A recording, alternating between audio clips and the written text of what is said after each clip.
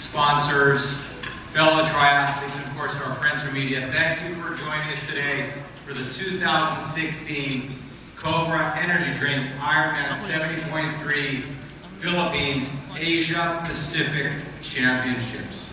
I can't tell you how excited we are to be able to host this venue. When you saw the video, and we talked about our little Woodstock event back in Kansur in 2009, never in my wildest imagination did I think we would be here 8 years later, having the privilege of hosting this event in the Philippines.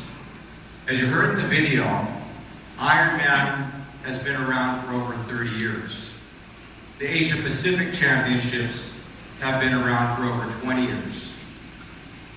In the 20 plus years of the Asia Pacific Championships, they have never been held outside of Australia or New Zealand. I have to remind my friends at Ironman that Asia Pacific is not just Oceania. So we are truly privileged, but we are also pressured, because now it is a chance for the Philippines to shine and to show what we can do together with our fellow Aussies and Kiwis, and show them how we do it in the Philippines. Chikoy reminded me, triathlon, it's more fun in the Philippines. And we will show them in 30 days why they're here and why triathlon is more fun in the Philippines. When I go back again in the long time that I've been associated with this sport, what impresses me most is the growth of this sport. It used to be once upon a time with some of the other triathlete friends I have out in the audience, we might have been a couple hundred people, and it was very easy to know everyone on the race course. Today I walk out there at the starting line, and I recognize very few faces, and I've asked them, how long have you been in this sport? They say, this is my first triathlon, or I've been in it for 6 months.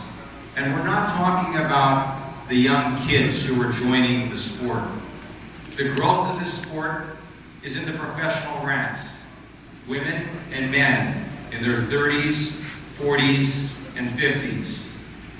The people waking up at 5 o'clock in the morning to start their training for a 4K swim, a 90K bike, and a 21-kilometer run.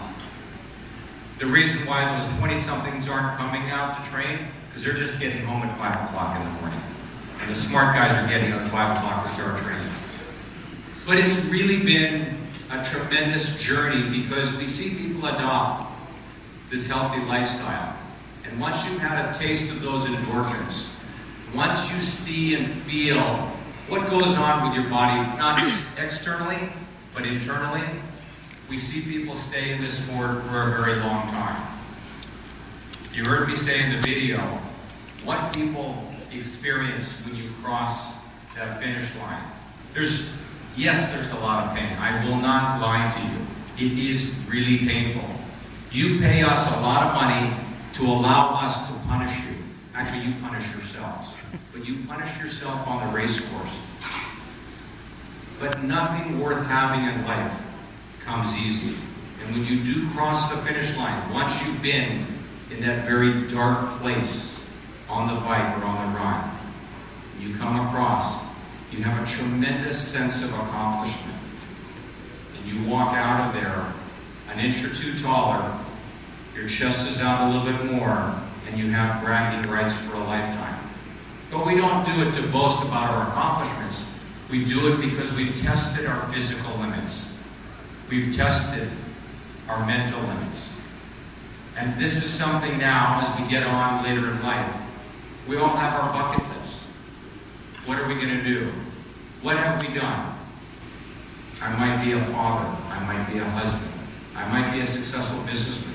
But you can say, I am an Ironman. And I know many of you out there love to hear